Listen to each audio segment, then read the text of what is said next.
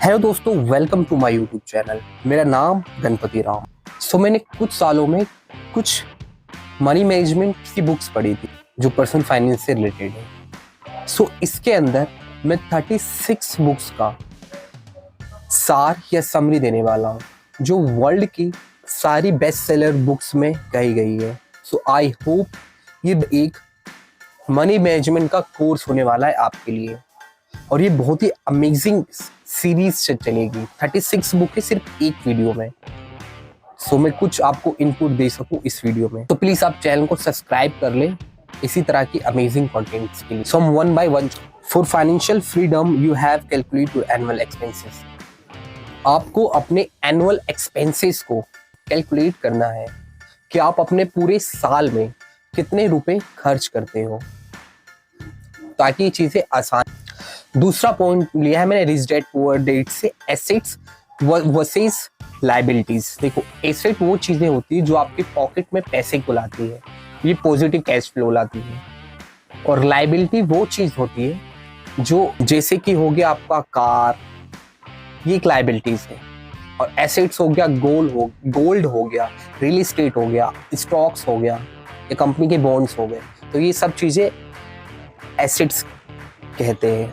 ये मैंने rich dad poor dad book से लिए।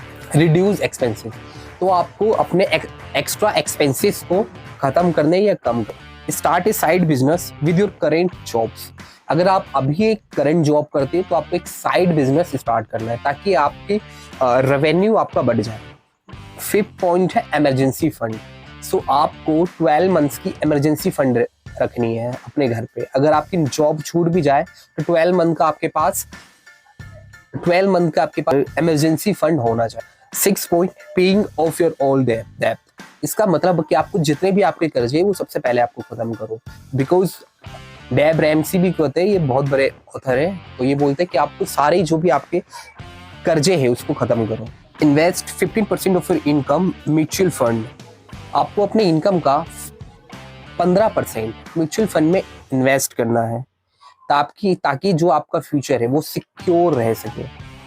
अब मैं एक कॉन्सेप्ट बताना चाहता हूँ। E for employees, B for business owners, S for self employed, और ई फॉर इन्वेस्टर। देखो, ई फॉर मतलब एम्प्लॉइज जो जॉब करते हैं, मान लो जो भी गवर्नमेंट जॉब्स होगी, जो भी प्राइवेट जॉब्स होगी, दिस इज कॉल्ड जॉब्स।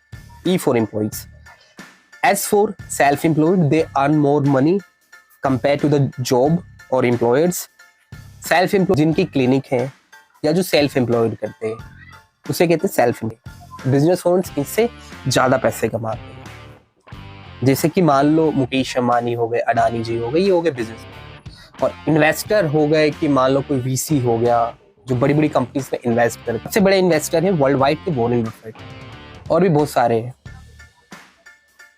देखो, जितने भी अभी जो बैंक्स हैं वो आपको बहुत कम रेट ऑफ इंटरेस्ट देंगे, लाइक 4%, 5%। आपको वो मान लो इन्फ्लेशन 7% है, आपको वो बैंक चुनना है जो आपको एटलीस्ट आपके इन्फ्लेशन को कवर करे। फाइंड आउट कि आपका कौन सा बैंक है जो हाई रिटर्न दे रहा है, 6%, 7%। You just go and find, and आप उसी बैंक में अपने पैसे को डालें ताकि आपके पैसे जो मनी है वो आपका बंद ना हो। Choose right bank.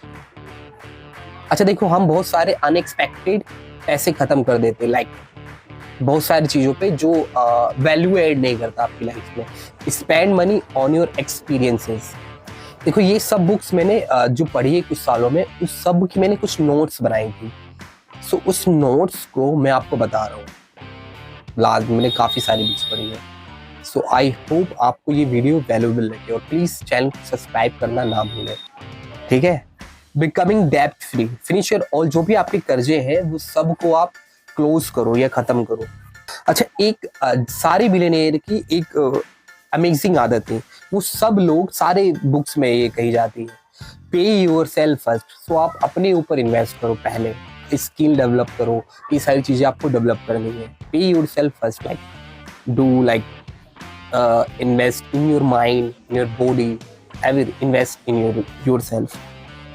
The power of automation. तो आप हर चीज को ऑटोमेट कर दो, लाइक अपने बिजनेस को ऑटोमेट कर दो, अपने मनी को ऑटोमेट कर दो। अगर आपको इन्वेस्टमेंट नहीं आती तो आप किसी और अच्छे रिलेशनशिप मैनेजर को भी हायर कर सकते हैं जो आपके पैसे को मैनेज करेंगे अच्छे से। This is the power of automation. देखो स्टॉक मार्केट के मैंने बहुत सारी बुक पढ़ी, तो उसमें एक सिमिलर कॉमन थ्रेड्स था, बाय एंड होल्ड मेथड। जैसे कि स्टॉक मार्केट में, जैसे कि सबसे ज्यादा एक इन्वेस्टर है जिसने 56 ईयर तक फॉलो करा है, वॉरेन बफेट ने, और 50 साल के बाद ही वॉरेन बफेट की 90% जो वेल्थ है वो इंक्रीज हुई है। So it's very good thing. So long term में आप अपने पैसे को इन्वेस्ट करो, और आपको बजटिंग भी सीखनी है। बजट लो, अगर आपका छोटा सा कोई स्टार्टअप है कुछ भी, उसकी बजटिंग देखो, प्रॉफिट एंड लॉस, उस सारी चीजें को अच्छे से मैनेज करो।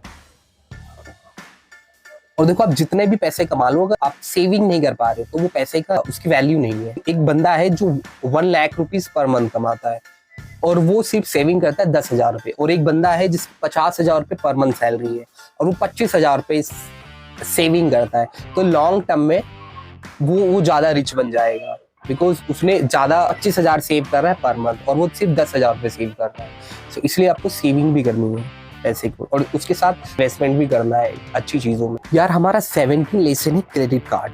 तो देखो क्रेडिट कार्ड में क्या है कि आप बहुत ज्यादा ओवर स्पेंडिंग कर देते हो। क्रेडिट कार्ड को आप अच्छे से यूज करो, और ये मार्केट भी ना 100 बिलियन होने वाला है क्रेडिट कार्ड कुछ सालों में। सो आपको क्रेडिट कार्ड को अच्छे से यूज करना है अपने बेनिफिट्स के हिसाब से, ठीक है। सो क्रेडिट कार्ड को अच्छे से यूज करो, ओवर स्पेंडिंग ना करो, टाइम पे पेमेंट करो, बहुत सारी चीजें अच्छे से यूज करो क्रेडिट कार्ड को। इंडिया में इट्स लाइक 5% लोग क्रेडिट कार्ड को यूज करते हैं, और जो अमेरिका में 82% लोग क्रेडिट कार्ड को यूज करते हैं। क्या आपको डाटा और एक बताना चाहता हूँ, सिर्फ पाकिस्तान में लेस देन 1% लोग क्रेडिट कार्ड को यूज करते हैं। सो कुछ स्टैटिक्स थी जो मैं आपको बताना चाहता हूँ। इंश्योरेंस, सो आपको लाइफ इंश्योरेंस तो जरूर लेनी है। देखो जो बिल गेट्स है उसको लाइफ इंश्योरेंस नहीं लेनी क्योंकि वो बहुत बिलियनर है, पर हम जो नॉर्मल मिडिल क्लास लोग हैं हमारे पास लाइफ इंश्योरेंस होनी चाहिए, क्योंकि हमारी पूरी लाइफ की सेविंग एक ही बार में खत्म हो जाएगी अगर हमारे पास लाइफ इंश्योरेंस नहीं होगी। और एक चीज और जो लोग गलती करते हैं लाइफ इंश्योरेंस में, वो उसकी पॉलिसी को नहीं पढ़ते, बहुत छोटे छोटे अक्षरों में होती है उसकी पॉलिसी। सो आपको वो चीजें जरूर पढ़नी है, उसके टर्म एंड कंडीशन, ये सारी चीजें, फिर जब आप चाहते हो फिर प्रॉब्लम क्रिएट होती है। तो इसलिए लाइफ इंश्योरेंस की सारी चीजें, पॉलिसी को आप अच्छे से पढ़े।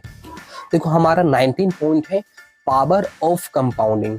कंपाउंडिंग आपकी लाइफ में सब चीज में काम करती है, आपकी हेल्थ में, आपकी रिलेशनशिप में, आप जिम जाते हो तो आपकी बॉडी में, आपके मनी में, आपकी नॉलेज में, आपकी स्किल्स में, आपके हर लाइफ के सारे एक्सपेक्ट में कंपाउंडिंग काम करती है। सो आप सब चीज़ों में कंपाउंडिंग को यूज़ करो और एक अपनी स्किल्स को डेवलप करो।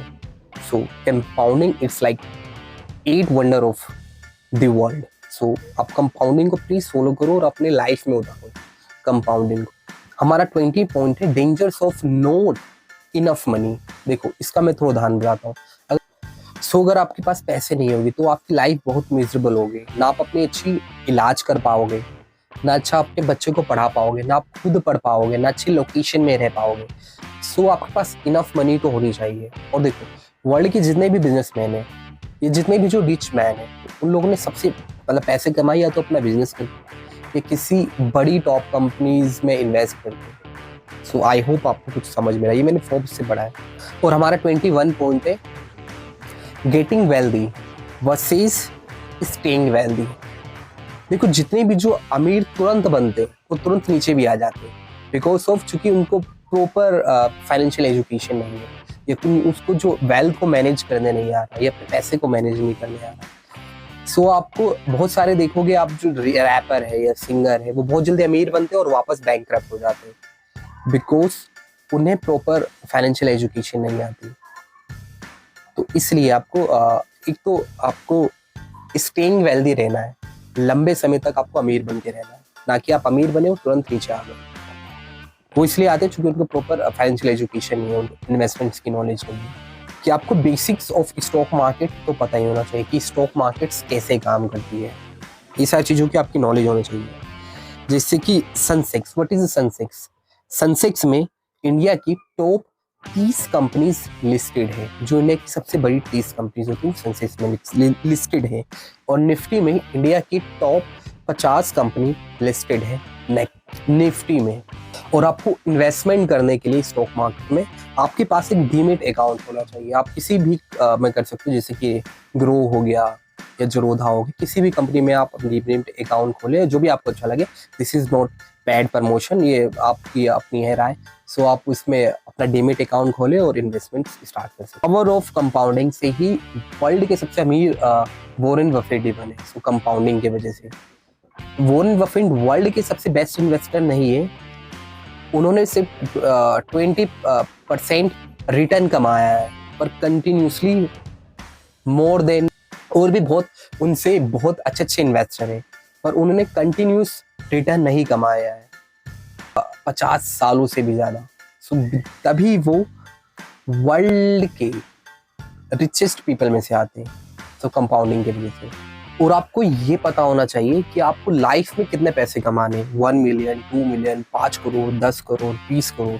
उसके बाद आप संतुष्ट हो जाओ कि ज़्यादा आपको भीड़ नहीं है, हंगर नहीं है पैसे, ठीक है। सो ये सब चीज़ें आपको पता होनी।